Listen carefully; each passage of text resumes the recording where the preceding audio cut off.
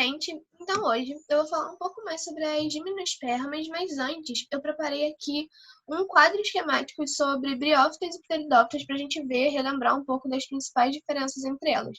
Então, no caso aqui, folha, caule e raiz, apenas as briófitas não possuem, enquanto as pteridófitas apresentam.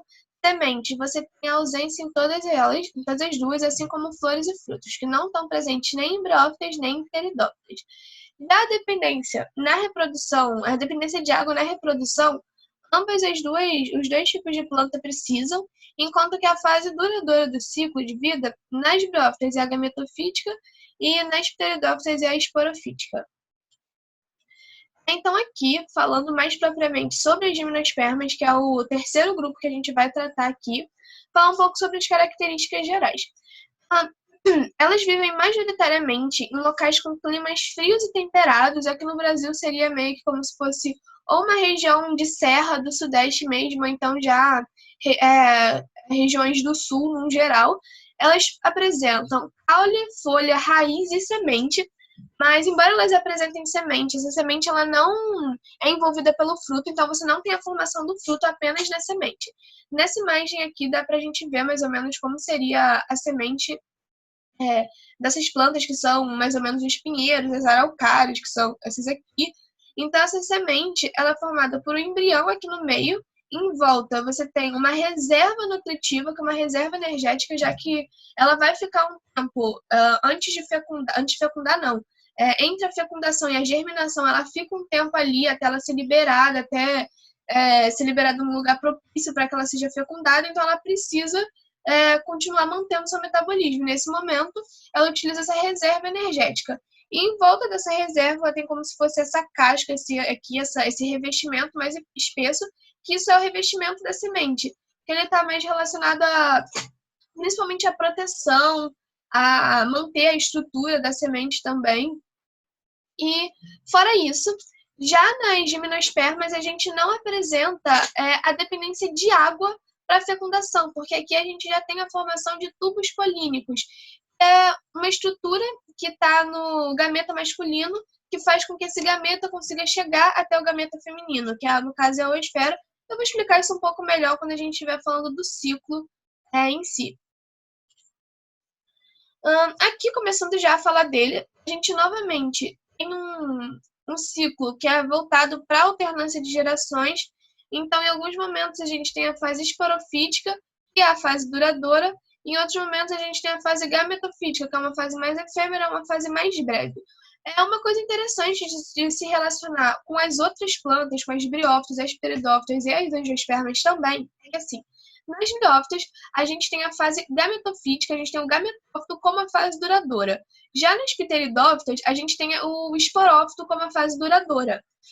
No entanto, a gente ainda tem a fase gametófita como uma fase importante e ela dura um tempo relativamente grande assim para fases gametófitas no geral, embora seja menor que a fase esporofítica. Mas conforme a gente vai tendo a evolução dessas plantas, com as gimnospermas e com as angiospermas, a gente vai tendo cada vez menos a fase gametofítica presente, ela fica cada vez menor. Então, no caso aqui, a das gimnospermas é ainda menor que a das pteridófitas e a das angiospermas é menor do que a das gimnospermas. Outra questão interessante a falar sobre o ciclo também é que aqui a gente tem a formação de estróbilos masculinos e femininos. Esses estróbilos, então, eles são basicamente estruturas que são localizadas onde ficam os esporângios, que é onde vai ter a produção de esporos. E esses estróbilos, eles são folhas modificadas. Então, eles são folhas que têm a sua anatomia um pouco diferente das folhas que a gente conhece dessas plantas. Então, no caso, o estróbilo masculino ele vai produzir o pólen e o feminino ele vai produzir o óvulo. Uma coisa interessante também de se relacionar com esses estróbilos é que, por exemplo, a gente tem uma árvore, um pinheiro, e os estróbilos masculinos, eles sempre costumam ficar abaixo do que os femininos. Então, eles ficam na parte de baixo da árvore, enquanto os femininos na parte de cima. Isso acontece porque, durante o ciclo, a gente tem a liberação dos esporos masculinos. Então, esses esporos eles deveriam cair sobre os esporos femininos. Então, na mesma árvore, os estróbilos masculinos eles ficam embaixo para dificultar que eles caiam no estróbilo feminino da mesma árvore e assim dificultando a autofecundação, porque a autofecundação ela é ruim para a própria planta, porque ela faz com que não tenha uma variabilidade genética igual se você fecundasse várias plantas diferentes.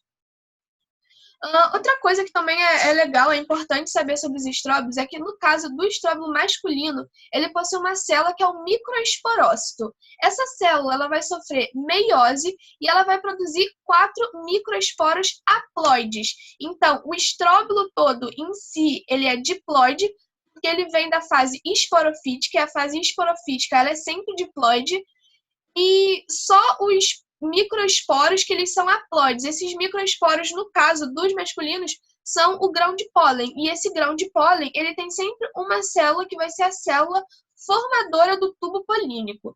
Enquanto que nos estróbilos masculinos, você tem o megaesporângio, ele vai produzir, ele vai sofrer meiose e ele vai originar os megaesporos haploides. Esses megaesporos haploides são os que vão originar a oosfera, que fica dentro do arquegônio. Então, agora aqui, começando do ciclo propriamente, eu vou iniciar aqui da planta, como a gente conhece, que é a fase que é a esporofítica. Então, vamos lembrar aqui que a esporofítica ela é sempre 2 N's, ela é sempre diploide.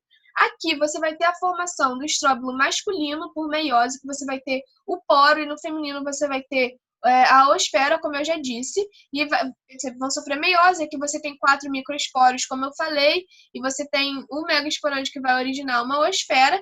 Então, nesse caso aqui, o grão de pólen, ele vai ser levado até essa oosfera, pode ser através de vento, através de animais, de polinização. Então, ele é levado até a oosfera de outra planta.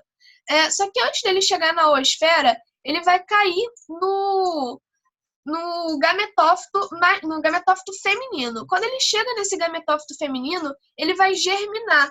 Quando ocorre essa germinação, começa a formação desse tubo polínico. E é com a formação desse tubo polínico que você vai ter as células espermáticas masculinas que vão ser levadas até as células espermáticas femininas. E aí você tem a fecundação do grão de pólen com a oosfera. Nessa fecundação do grão de pólen com a oosfera, a gente chega até a fase do gametófito.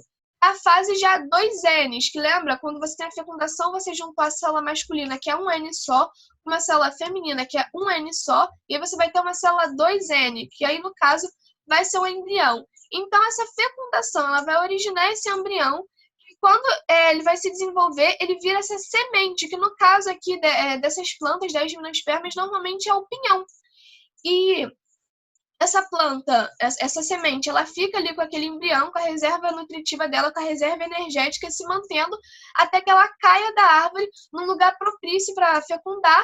E assim você vai ter, para fecundar não, para germinar. E ali você tem a germinação. Essa germinação, ela vai gerar uma árvore grande novamente, já está relacionado à fase do esporófito. É isso, gente. Esse foi o ciclo. Essa aula ela foi bem mais curta, porque eu só estou falando de um grupo de plantas, e na próxima a gente vai falar um pouco mais das angiospermas e de algumas outras estruturas relacionadas àquelas plantas e outras funções também. É isso. Tchau, gente.